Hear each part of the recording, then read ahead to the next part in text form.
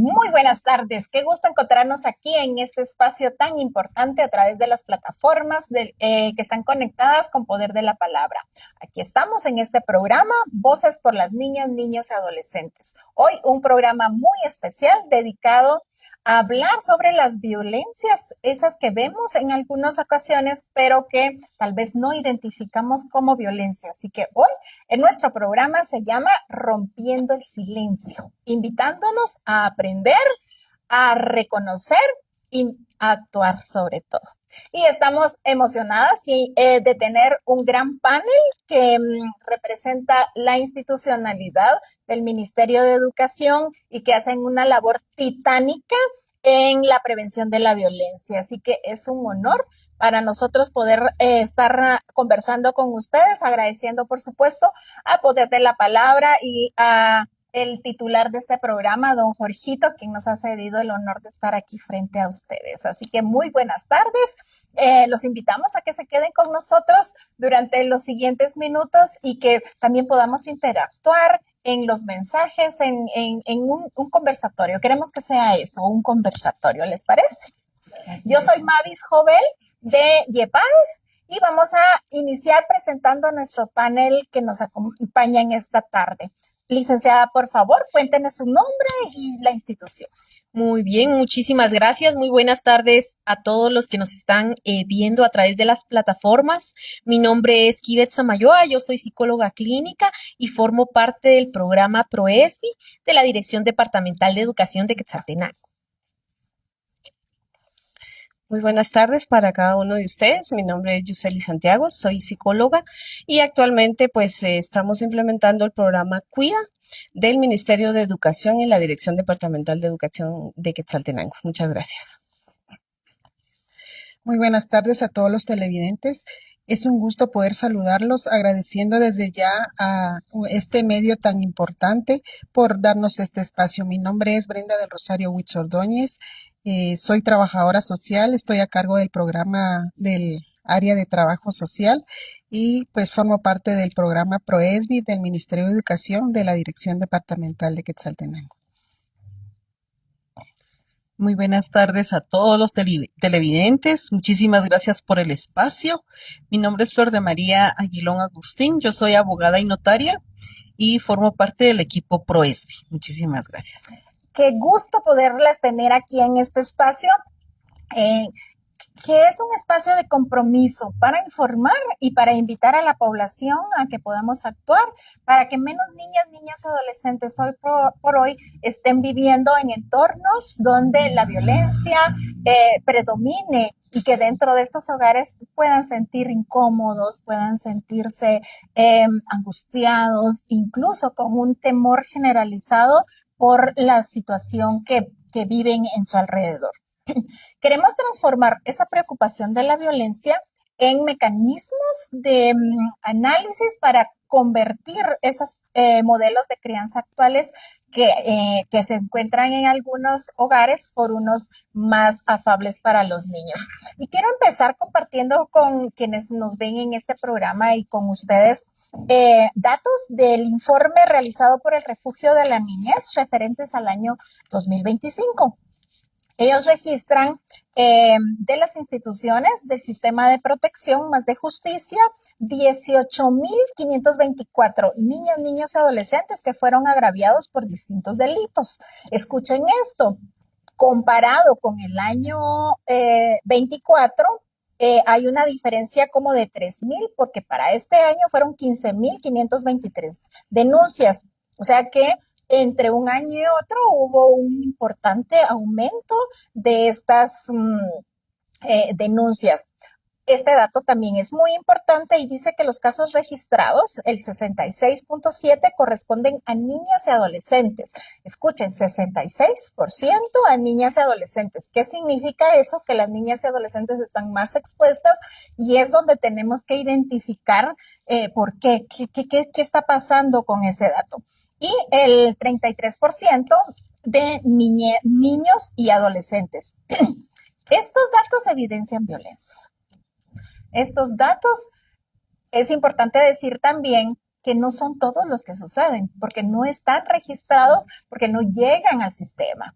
Muchos casos quedan en la impunidad, en el silencio de las cuatro paredes de la casa e incluso muchos de los adultos no me dejarán mentir que en algunas ocasiones lo vemos, pero tenemos miedo a denunciar eh, esos hechos, porque qué dirán o qué me pasará, ¿verdad?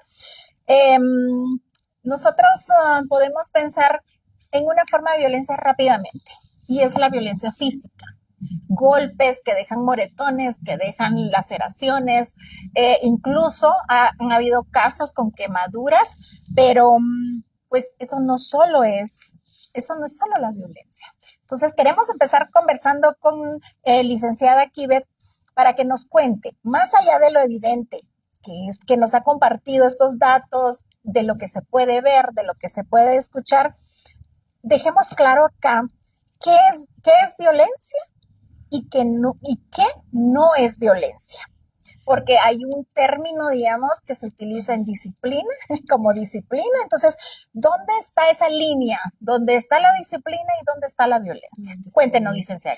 Excelente, muchísimas gracias por la pregunta. Es una pregunta bastante interesante, ¿verdad? Y que nos realizan con frecuencia los padres de familia, los docentes, las autoridades educativas, que es la población con la cual trabajamos, ¿verdad? ¿Qué es violencia? ¿Qué no es violencia? Es violencia todo aquel golpe, toda aquella marca que podamos dejar en el cuerpo del niño o del adolescente. Incluyen moretones, quemaduras, fracturas, todo aquel acto que pueda atentar contra la vida de ese niño o de ese adolescente. Violencia también en su manifestación psicológica o emocional son todos aquellos insultos o humillaciones, ¿verdad? Cuando nosotros queremos hacer de menos al niño, al adolescente, lo amenazamos, ¿verdad? Si no haces esto, te voy a matar. Si no haces esto, te voy a hacer tal cosa, ¿verdad? Y entonces el adolescente empieza a desarrollar un fuerte sentimiento de estrés y de miedo. Hay manipulación, hay silencios, esa ley del hielo, ¿verdad? Que hemos escuchado en entornos familiares, que es por días, por semanas, por meses. El aislamiento, encerrar a los adolescentes, a los niños, alejarlos del entorno familiar como forma de corrección. Y digo corrección entre comillas, ¿verdad? Porque vamos a hablar un poquito más acerca de ello. También es violencia destruir los artículos personales de ellos, creer que nosotros tenemos un poder sobre ellos. Eso es violencia. ¿Qué no es violencia? Los conflictos que se puedan suscitar en el día a día, ¿verdad? A veces hay diferencias, hay tensiones, hay momentos en donde necesitamos corregir a nuestros hijos. Eso no es violencia. ¿Por qué? Porque va con el fin de reflexionar, de reorientar al niño o al adolescente. No es violencia tampoco establecer límites. Y ahí es muy importante que las personas que nos escuchan puedan tomar en consideración estos aspectos, ¿verdad? Entonces, ahora tengo miedo porque entonces voy a vulnerar los derechos de mi hijo, ¿verdad? Pero no es así. Educar, corregir, es oportuno, es necesario, pero esto no debe llegar al punto de humillar, de poner en riesgo la vida de este niño. No es violencia tampoco hablar con asertividad, decir las cosas como son y como esperamos que puedan cambiar. No es violencia tampoco demostrar nuestra forma de pensar, dar nuestro punto de vista es válido. Bueno, ¿y qué línea encontramos entre la disciplina y la violencia? Un punto importante es la finalidad, ¿verdad? El disciplinar a un niño, a un adolescente, es porque nosotros estamos buscando el bienestar, el desarrollo integral, que pueda llevar un buen rendimiento académico, que pueda ser responsable con las cosas que le corresponden, pero entonces acá hay reglas. Hay reglas claras y marcadas en el hogar, en la escuela y en los diferentes entornos. Pero esto basado en un enfoque de respeto, ¿verdad? Cuando ya llegamos a elementos violentos, pues entonces acá ya no es corregir, sino ya empezamos con los insultos, a denigrar, ¿verdad? A humillar. Y usamos la fuerza como el principal recurso para ese cambio, ¿verdad? Porque cuando agredimos al niño, el niño no entiende por qué está siendo agredido, sino solamente siente ese dolor. Y lo importante en la disciplina es que entienda el por qué. son importantes o oportunos esos cambios de conducta.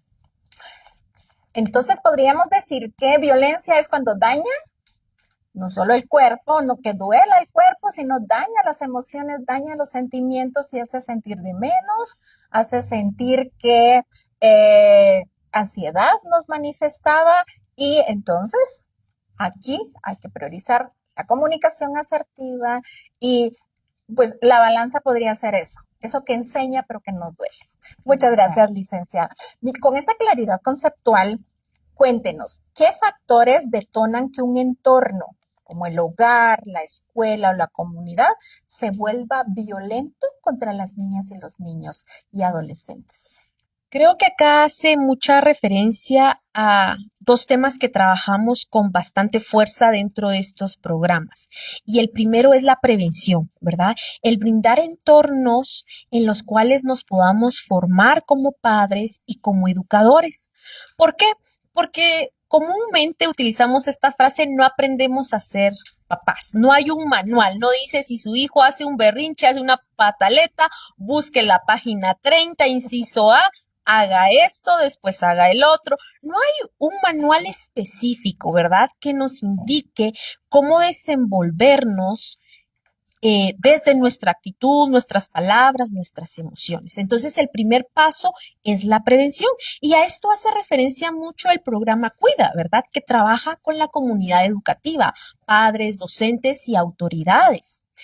Mientras, el otro aspecto que podemos ir trabajando es el sistema de protección, ¿verdad? Cuando estas situaciones ya han trascendido, están afectando física e internamente a los niños y a los adolescentes, es oportuno iniciar un proceso de protección, que esto va de diferentes medidas, ¿verdad? Asistir a una escuela para padres, tomar terapia, asistir a mis consultas médicas. Entonces, así es como podemos nosotros ir estableciendo entornos seguros, el aperturar y el ampliar mis conocimientos, el buscar los servicios especializados y el confiar en este tipo de programas que está promoviendo la Dirección Departamental de Educación. Excelente. Hay un estudio del Fondo de Naciones Unidas para la Infancia que hizo en 6 departamentos, uno es Quetzaltenango, donde participaron alrededor de 200, un poco más de niños, niñas, adolescentes, y el 100% de los niños a través de dibujos, su expresión fue que se sentían en lugares, en sus hogares especialmente, bajo miedo, tensión, angustia, y lo identificaban como un ambiente amenazante. Entonces, ahí nos hace mucho sentido lo que usted nos ha conversado. La violencia física, ya lo dijimos al inicio, tiene características especiales y estas características son visibles, pero como las marcas que dejan, ya saben, la paleta, los moretones, pero hay algo más profundo. Y son las que tocan el corazón, el alma, la energía. Cuéntenos, ¿cuáles son las marcas invisibles, tanto emocionales como sociales, que dejan la negligencia, el abandono, la violencia psicológica en las niñas, niños, adolescentes? Muy bien, muy interesante la pregunta. Y acá quiero citar pues a UNICEF en 2020, en donde ellos realizan justamente un estudio, ¿verdad?, de las repercusiones que la violencia tiene en el cerebro de los niños y los adolescentes. Ellos establecen entonces y llegan a la conclusión que afecta el desarrollo fisiológico del cerebro.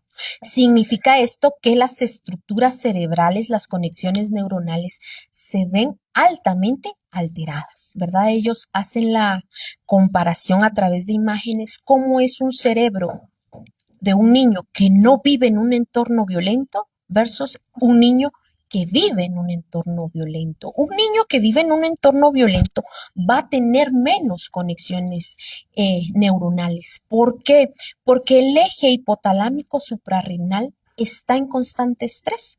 Eran elementos que compartía anteriormente, ¿verdad? Pareciera simple y sencillo. Tiene miedo, se siente asustado, está nervioso, está tenso. Pero cuando el niño o el adolescente es expuesto a estas emociones por largos periodos va generando cambios estructurales en su cerebro. Y ustedes se preguntarán, ¿y qué consecuencias tiene esto? Pues tiene consecuencias muy graves, porque pueden desarrollar diversas enfermedades físicas, problemas en el sistema inmunológico, problemas cardíacos, problemas en el sistema digestivo. Y aquí me gustaría devolverle una pregunta al público, ¿verdad? ¿Cuántos de ustedes no tienen alguno de estos síntomas y se preguntan por qué si llevo una vida sana, ¿verdad? Pero podemos también analizar cómo fue nuestra crianza. Venimos de patrones o estigmas en donde golpear y agredir era la forma oportuna para corregir. Sin embargo, diversos estudios nos han hecho ver estos elementos que yo les compartía. Eso es por un lado lo físico. El otro elemento es que esto abre una gran puerta al desarrollo de trastornos mentales, como cuáles, como la depresión, la ansiedad, el trastorno negativista desafiante, conductas antisociales, problemas de aprendizaje e incluso puede desarrollar algún tipo de discapacidad permanente en el niño o en el adolescente. Alarmante. Creo que esto sería importante, tema de conversación entre papás, entre mamás. ¿Qué quiero yo para mi niño? Quiero una vida de adulto donde sea, como lo refiere el Banco Interamericano de Desarrollo, dos características, productivo y feliz. ¿Y quién puede ser productivo si ha sido afectada su estructura neuronal? Y la imagen que nos decía licenciada es altamente preocupante porque imagínense la ciudad de Quetzaltenango como el cerebro. Y todos tienen focos, todos están conectados. Pongámonos en el mirador y se mira la ciudad de Quetzaltenango así llena de focos. Imagínense el cerebro. Un cerebro que esté desarrollado de manera positiva. Apaguemos 3/4 más o menos de la ciudad de Quetzaltenango y así luce un cerebro. En esta imagen que UNICEF muestra, así luce el cerebro de un niño que ha estado bajo estas condiciones. Más o menos como un tercio de focos apagados de la ciudad de Quetzaltenango. Y estos no son visibles. Esto que usted nos ha mantenido informados en esta tarde no es visible. ¿Verdad? ¿Quién puede decir que mi cerebro sí está? O quién puede decir, miren, yo voy a desarrollar ansiedad cuando tenga 18 años y me tenga que enfrentar al examen privado, o cuando tenga 26 años me tengo que parar a hacer mi examen público y me va a quedar paralizado? Eso no se sabe. Entonces, nos gustaría mucho que nos pueda contar para que los adultos podamos aportar a disminuir la violencia. ¿Cuáles son esos comportamientos que tiene un niño, una niña, adolescente que está siendo víctima de violencia y que nos debe encender las alarmas? Está aislado, por decir una cosa, usted nos va a explicar. ¿Cuáles son esos cambios que uno puede identificar? Bueno, los cambios pueden ser en primer momento conductuales, ¿verdad? Habitualmente el niño actuaba de una forma y hoy por hoy ya no es así. Ya no es un niño alegre, ya no es un niño que interactúe con otros. Otro punto puede ser lo emocional, ¿verdad? Hay emociones negativas, de desgano y demás.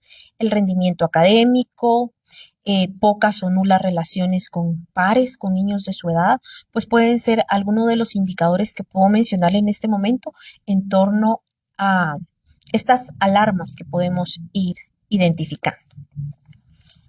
Maravilloso. Tengámoslas presentes porque eso nos invita a no ser indiferentes.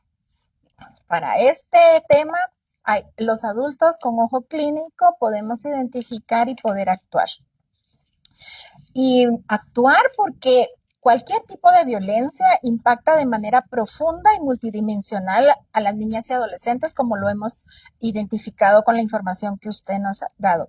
Licenciada Yuseli, desde su experiencia, ¿cómo afecta la exposición a la violencia, el equilibrio emocional, la integración con sus pares y el rendimiento escolar en las niñas, niños y adolescentes? Muchas gracias por su pregunta. Realmente es preocupante los niveles de violencia que estamos manejando en todos los ámbitos.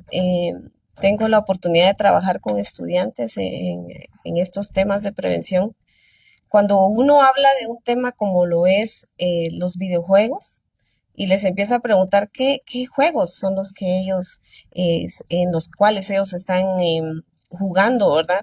Y mencionan ciertos videojuegos que la temática es asesinar, matar, y eso es lo que ellos hacen en estas plataformas. Entonces, ¿cómo es que la violencia se ha venido a enraizar hasta en estas cosas que deberían de ser de recreación, ¿verdad? Definitivamente hay ciertas afectaciones y lo vamos a dividir en tres. En cuanto al equilibrio emocional, el adolescente o el niño o la niña que esté sufriendo algún tipo de violencia va a estar en un estado constante de hipervigilancia, va a estar atento a todo su entorno, porque no va a tener una tranquilidad sabiendo de que él está siendo objeto de violencia en cualquier momento, pues puede ser atacado según lo que él ha vivido, según lo que él piensa, lo que ha relacionado. Va a estar también sometido a un estrés tóxico.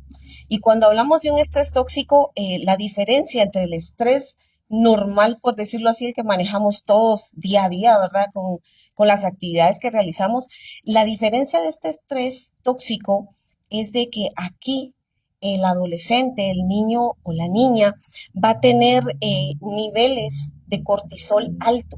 Y entonces, en este sentido, el cortisol va a afectar el cerebro, ciertas áreas del cerebro, como lo es el hipocampo, y que esta es el área que se encarga de los conocimientos, de la memoria. Y también puedes afectar lo que es la amígdala, la cual regula las emociones. Entonces, ya hay una afectación química a nivel del cerebro que definitivamente va a afectar en lo que son sus emociones.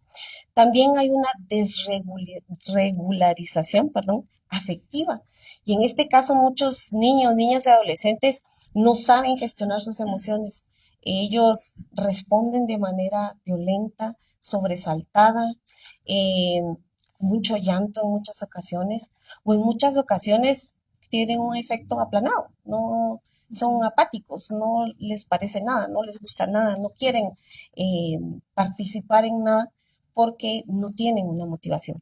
También hay un trastorno, puede derivar en un trastorno, inclusive un estrés postraumático, ¿verdad? El cual dejará una huella significativa en la vida del adolescente o el niño o la niña que estén viviendo algún tipo de violencia.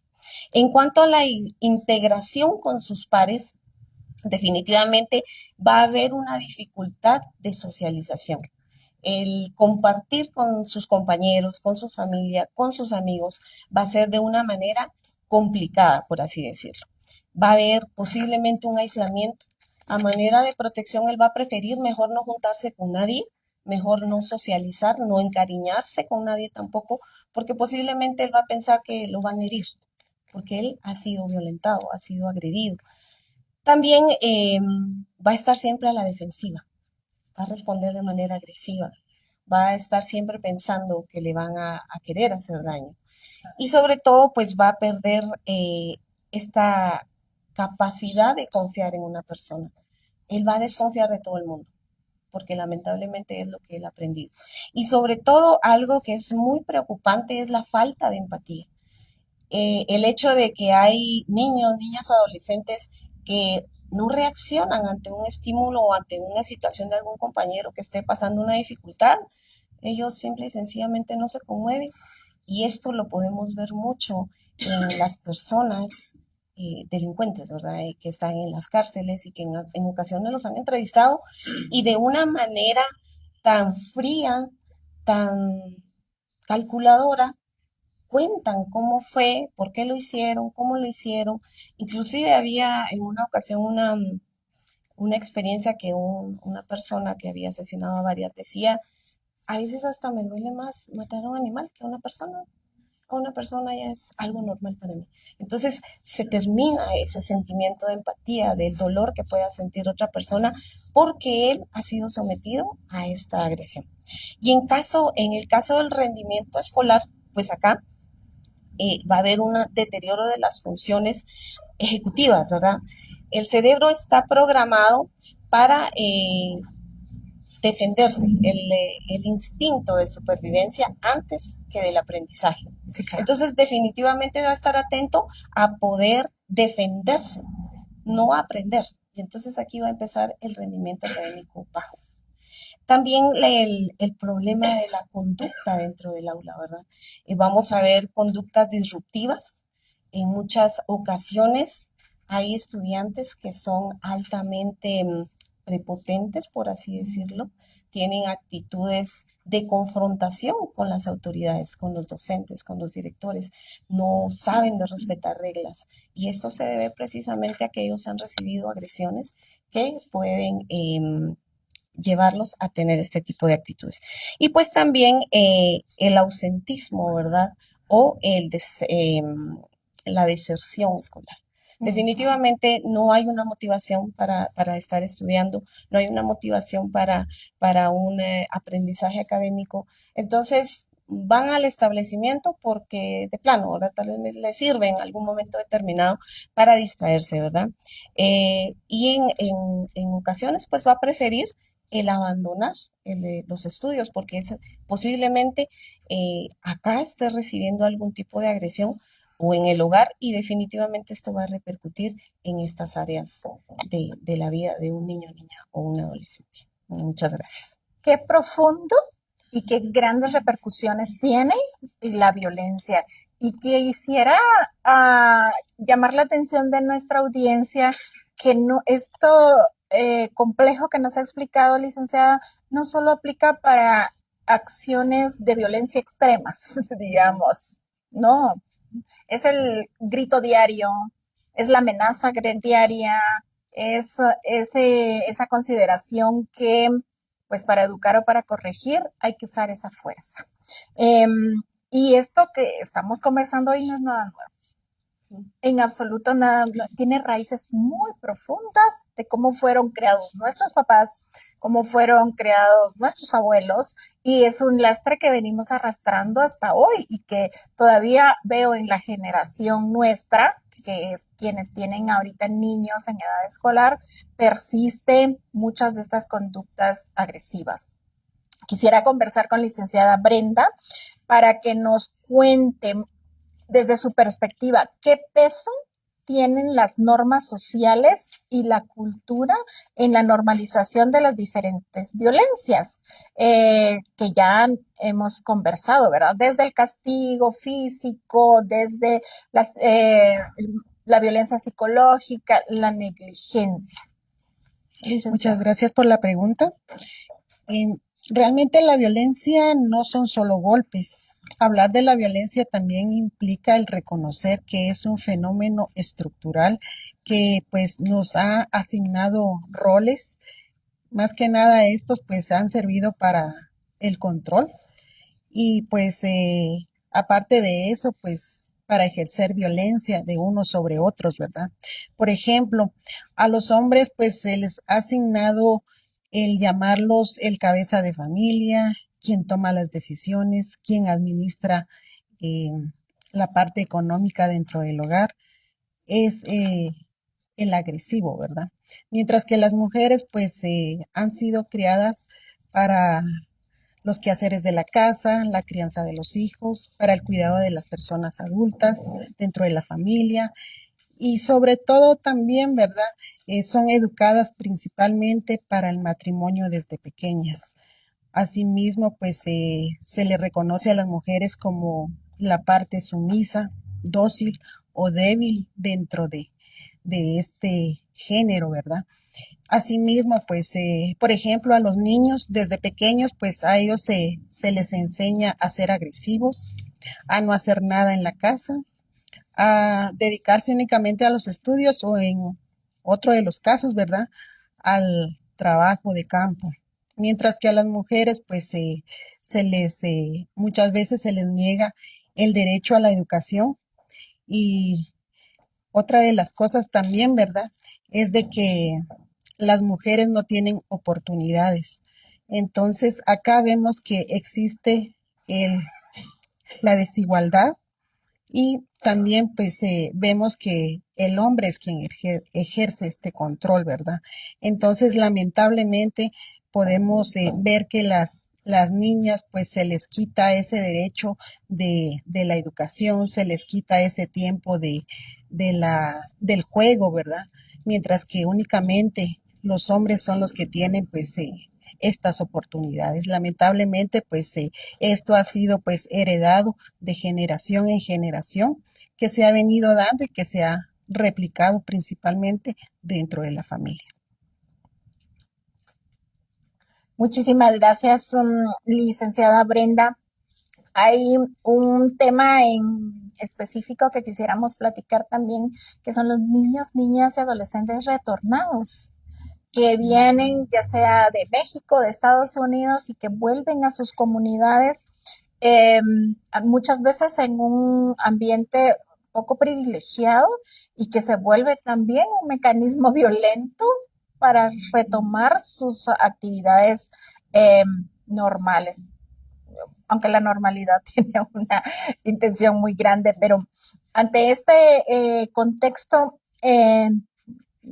me pueden contar qué estrategias específicas deben implementar las familias, la escuela o la comunidad para asegurar que este proceso no se convierta en un factor de vulnerabilidad, como ya lo decía, tanto para que puedan ejercer violencia psicológica, que podría ser como de la más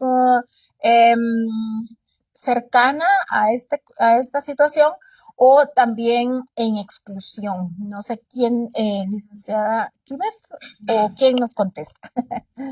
Muy bien, sí, es un tema que en ocasiones se ha dejado por un lado, ¿verdad? Pero el primer punto es poder establecer una comunicación entre los actores, ¿verdad?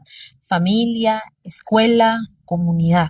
Y hoy por hoy, dentro de los ejes de nuestro trabajo está la niñez retornada, ¿verdad?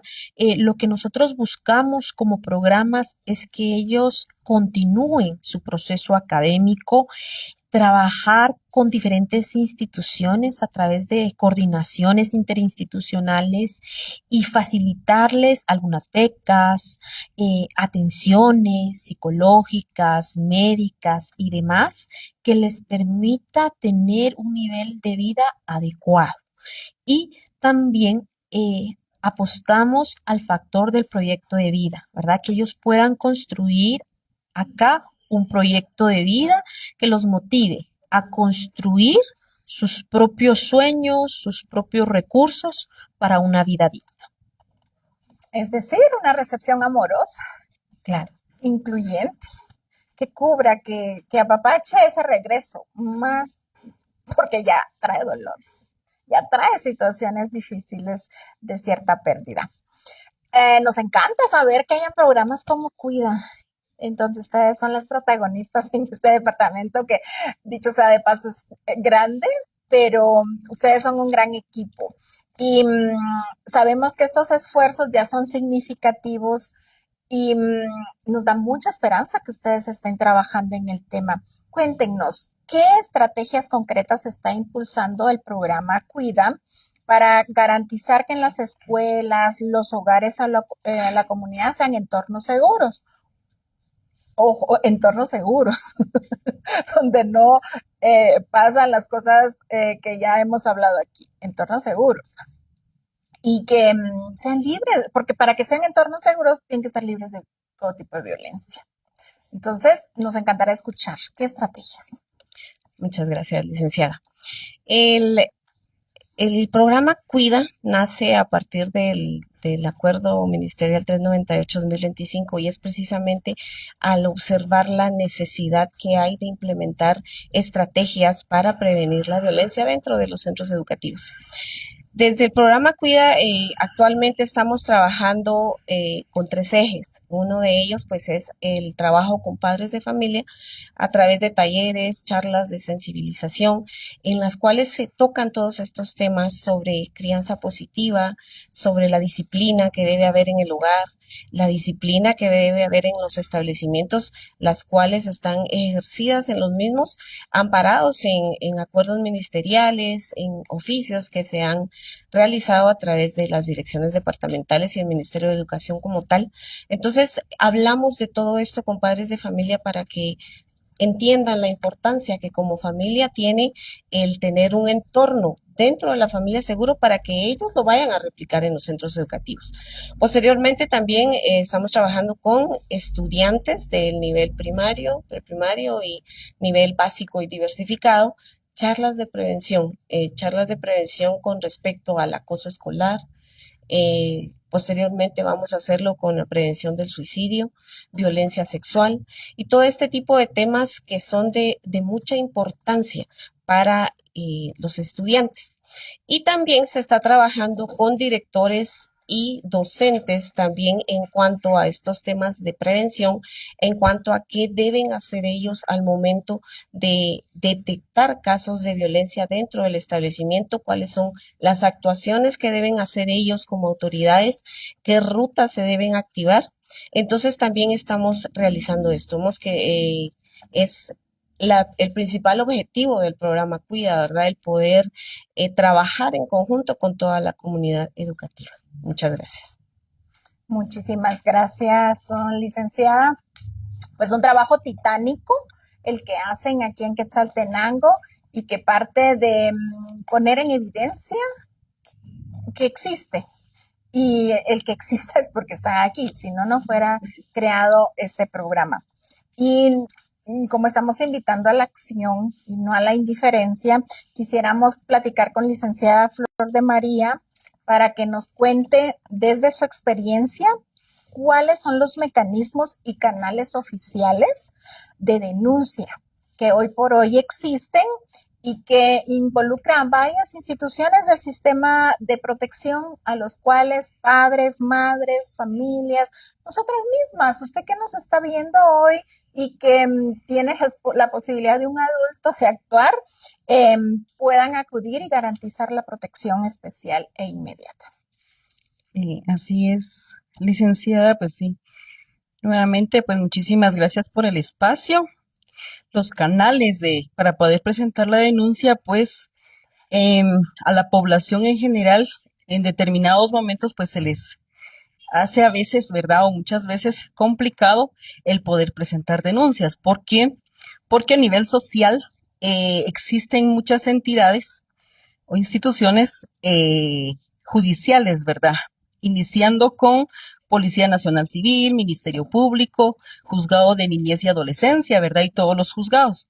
Pero es importante que tengamos en cuenta, prioricemos y seamos muy enfáticos, ¿verdad? Que en tema de violencia y en tema de niñez y adolescencia víctima, ¿verdad? Lo inmediato que debe de hacerse es poder presentar la denuncia a Procuraduría General de la Nación.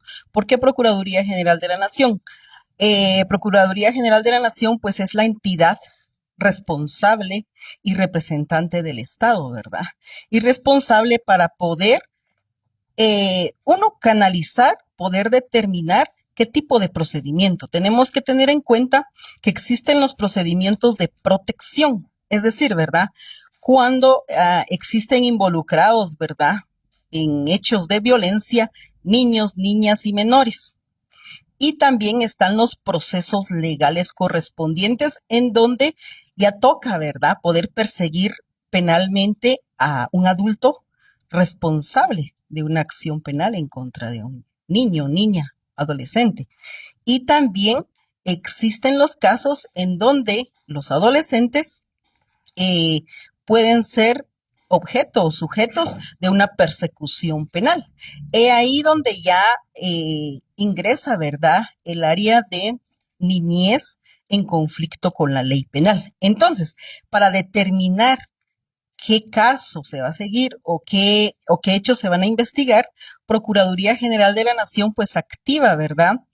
Un equipo multidisciplinario encargado, ¿verdad?, de realizar toda la investigación, todo el contexto y ahí determinar qué procedimiento se va a seguir. Entonces sí es importante que la población tenga esto en cuenta, que lo primero es Procuraduría General de la Nación, porque muchas veces van a los juzgados de paz, se puede, pero a veces se hace más largo el camino, como comúnmente se dice, ¿verdad? Van al juzgado de paz, al final los envían a Procuraduría General de la Nación. Entonces sí sería importante, ¿verdad?, que tengan en cuenta que para acortar un poco el camino y poder responder de forma inmediata, pues podamos utilizar, ¿verdad?, y podamos conocer estos canales. Procuraduría General de la Nación, pues, tiene 3 medios. Los más conocidos, o en este caso, el medio más práctico es poderlo presentar vía telefónica. Hay un número de teléfono, pues, que me gustaría que lo apuntaran, ¿verdad?, porque esto es de manera emergente. Es el 3068-6060. Repetimos, 3068-6060. Este número, pues, es un número de turno y de emergencia. Se suscitan hechos sábado, domingo, un día festivo, este número va a estar activado 24/7. En el mismo sentido, tenemos el 7767-5702 y el 7736-8534. Acá pues atienden en horario de oficina de 8 a 4:30. Con una llamada se presenta una denuncia, ¿verdad? Basta con dar datos, ubicación y hechos concretos para poder presentar la denuncia. Y lo importante, que la población, que todos conozcamos y sepamos de que el denunciar es un acto no solo de empatía, el de poder colaborar y poder contribuir a que nuestros niños, niñas y adolescentes puedan tener ese desarrollo integral, pero también el hecho de poder tener en cuenta y tener conciencia que como padres, cuidadores, encargados, maestros, ¿verdad?, o miembros de la comunidad educativa y la sociedad civil en general, tienen esa obligación de presentar la denuncia, ¿verdad? En caso de los cuidadores o de los padres, si no lo presentan a sabiendas, pueden en determinado momento enfrentar procesos legales, ¿verdad?, por maltratos contra personas menores de edad.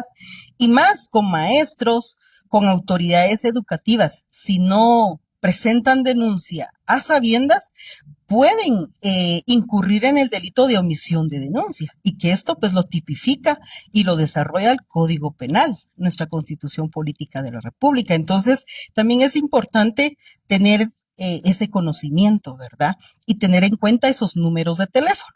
En el mismo sentido, pues en los municipios también se puede presentar ante Policía Nacional Civil, juzgados de paz. Ellos están obligados a canalizar esas denuncias y remitirlas a donde corresponde. Entonces, pero como les indico, lo más práctico y lo más efectivo en muchas ocasiones es específicamente y directamente a Procuraduría General de la Nación. En el mismo sentido, pues la Procuraduría pues tiene la delegación regional acá en Quetzaltenango, en la 7ª calle, ¿verdad? 2-55, zona 6 de Quetzaltenango. Entonces sí es importante que tengamos eso en mente. Eso es a nivel, digamos, de justicia, ¿verdad? Ya para poder investigar los casos constitutivos de un delito o de una falta. Es importante saber también que a través del Ministerio de Educación, a través de los programas, ¿verdad?, ProESBI, Cuida, el Ministerio de Educación también tiene rutas internas, ¿verdad? Tenemos un sistema de quejas y un número de teléfono también habilitado, en donde, en este caso y específicamente con casitos de violencia suscitados, ¿verdad?, con niños o adolescentes en edad escolar, y que sean miembros, ¿verdad?, formen parte de miembros de la comunidad educativa, también se puede hacer uso y presentar la queja al 1503, ¿verdad? Que al 1503, pues este es un número institucional, específicamente del Ministerio de Educación.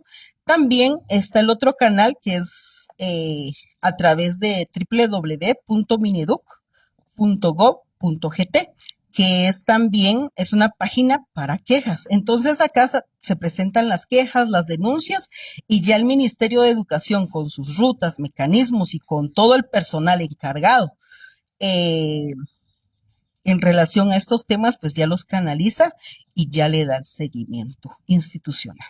Eso es a grandes rasgos los canales, ¿verdad, licenciada? Únicamente. Podríamos hacer un programa específico para poder dialogar sobre estas rutas, sobre esos mecanismos, porque he de decirlo, con casi 10 años de experiencia en tema de prevención de la violencia, explotación y abuso, el punto más álgido es que los adultos no queremos denunciar. Sí. Increíblemente tenemos miedo a lo que pueda hacernos el violentador siendo adultos. Priorizamos esa parte y que posiblemente tiene su lógica también, pero siempre debemos priorizar a la niña, niño, adolescente, quien está por sí mismo difícil que pueda acudir a estas rutas. Tengamos confianza en la institucionalidad. Tengamos confianza en la Procuraduría, en el juez, en la policía, porque por mandato deben hacerlo. Y hemos de decirlo aquí, si no funciona, también está la Procuraduría, Derechos Humanos, donde uno puede denunciar que cualquier institución no está haciendo el trabajo que corresponde para responder a que cese la violencia ante un niño, niña, adolescente. Así que la invitación es enfática.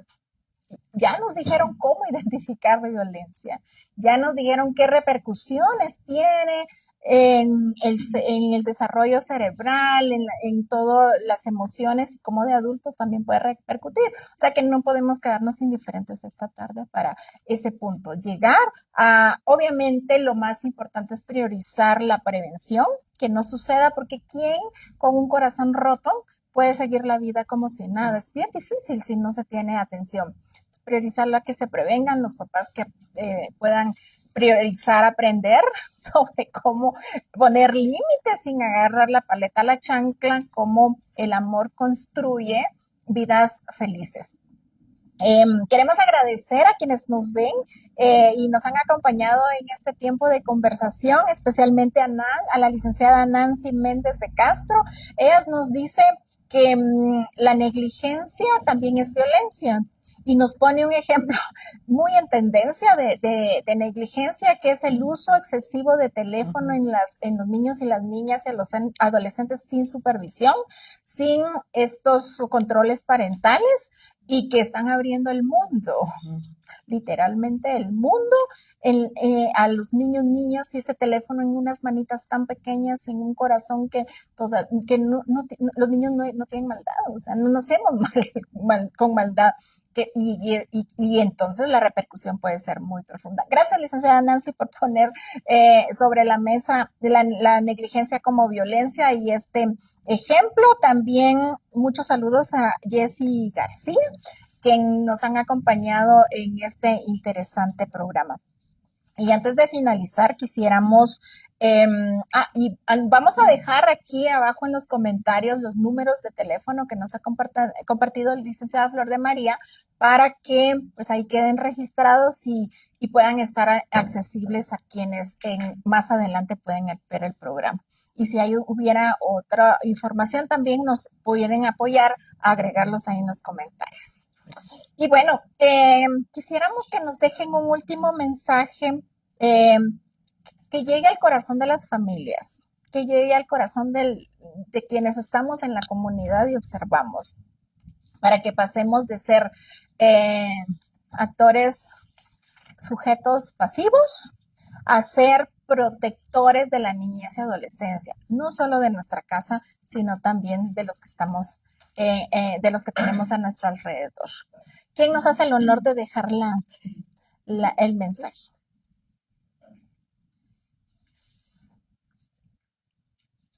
Sí, por favor. Bueno. Sí, yo creo que pues es un tema muy delicado, pero muy, muy importante. Es importante que estemos conscientes que la niñez y la adolescencia es una etapa trascendental para poder definir, ¿verdad?, qué personas, qué tipo de personas queremos para el día de mañana. Tal vez muchas veces nos preguntaremos, ¿verdad?, con tantos problemas sociales, políticos, de actualidad, ¿por qué estamos como estamos? ¿Por qué tenemos el país que tenemos? Pues porque simple y sencillamente hay muchas cosas, ¿verdad? Pero una de las más importantes es de que no priorizamos, no cuidamos al ser humano desde la concepción, desde el embarazo, la niñez y la adolescencia.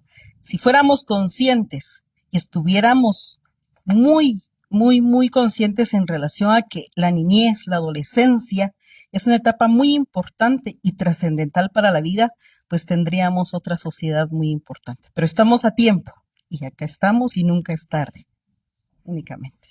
Licenciada Brenda, ¿nos quiere dejar una frase también, por Sí, favor? muchas gracias. Pues, ante esta realidad, pues no solo es responsabilidad de unos cuantos el hacer una denuncia, sino es responsabilidad de todos. Si queremos crear entornos libres de violencia, si queremos romper el ciclo de la violencia, tenemos que empezar desde hoy. Es responsabilidad de todos denunciar para la restitución de los derechos de la niñez y adolescencia. Muchas gracias. Sí, es importante, ¿verdad?, recalcar la importancia que tenemos como familia, aprender a escuchar a nuestros hijos, a los niños, a niñas y adolescentes, no oírlos, porque los oímos todos los días, ¿verdad?, cuando llegan, cuando juegan, cuando hablan. Escuchemos realmente las necesidades que tienen. Rompamos esa cultura de indiferencia en la que hemos caído actualmente. Interesémonos de verdad por nuestra niñez y adolescencia, seamos actores participativos de la vida de nuestros hijos, de la niñez y adolescencia actualmente, pero sobre todo como familia, eduquemos con el ejemplo. Yo sé que a veces es difícil porque nosotros tal vez estamos, no estés con el teléfono todo el día, pero nosotros lo estamos. No digas malas palabras, pero yo las digo. Entonces, sé que es difícil, como seres humanos cometemos este tipo de errores, pero tratemos de encaminarnos en ese sentido al, al educar con el ejemplo, porque el niño no hace lo que yo le digo, él hace lo que yo hago. Muchas gracias. Muy bien, y en el mismo sentido, pues creo que para las familias es una reflexión, ¿verdad? El mensaje que quiero dejarles es la reflexión. Amar es disciplinar, pero disciplinar no es lo mismo que ejercer violencia. Y para la comunidad educativa, la invitación a todos los docentes, directores, autoridades educativas para que puedan hacer la revisión de este protocolo de identificación, atención y referencia de casos de violencia dentro del sistema educativo, también para que puedan leer la normativa interna del Ministerio de Educación, específicamente el Acuerdo 01-2011, que habla sobre la convivencia pacífica dentro de estos entornos, y motivarlos a todos y a todas a fomentar una cultura de denuncia, ¿verdad? Que podamos hacer uso de las instancias correspondientes para solicitar las acciones necesarias que a gritos nos piden nuestros niños y adolescentes. Nos quedamos con todas las frases, con todos los mensajes finales que ustedes nos dan y pedimos a nuestra audiencia que compartan este programa, que etiqueten, bueno, a todo el mundo, que etiqueten para que podamos tener la información, podamos hacer la reflexión y trascender a la acción. Queremos agradecerle a Michelle González, quien nos ha hecho referencia de su audiencia. Muchas gracias. Nos encanta que nos escuchen porque este es un importante espacio donde esperamos que con lo que hacemos nuevas formas de crianza se vayan gestando a partir de lo que ya les decía, aprender, reflexionar y actuar. Agradecemos profundamente al Centro de Orientación Familiar COFA por darnos las instalaciones, abrirnos la puerta de casa y permitir que tengamos un espacio lindo de poder compartir. A ustedes muchas gracias por estar aquí. Les deseamos muchos éxitos en todo lo que hacen. Vayan con una voz fuerte, con una voz poderosa para defender a el concepto de no violencia, el concepto de amor y buen trato, el concepto donde los niños son sujetos de derechos y donde los adultos, si tenemos que desaprender, desaprendamos. Donde tenemos que confrontar mi carácter colérico, lo tengo que confrontar porque la pregunta es, ¿qué quiero para mi hijo? ¿Qué quiero para mi hija? Y seguramente con esta pregunta todos contestarían que sean felices, que sean productivos, que tengan una adultez donde los dolores del corazón no existan, más bien sueñen en grande y lleguen muy alto y muy lejos. Así que muchas gracias por este espacio, por estarnos escuchando, viéndonos y especialmente a Poder de la Palabra nuestro agradecimiento profundo por abrir este espacio y ser un canal valioso e importante en la protección a la niñez y adolescencia, un espacio tan maravilloso para llegar a miles de personas. Hoy pues nos quedamos invitados para el próximo programa de Voces por las niñas, niños y adolescentes. Muchas gracias.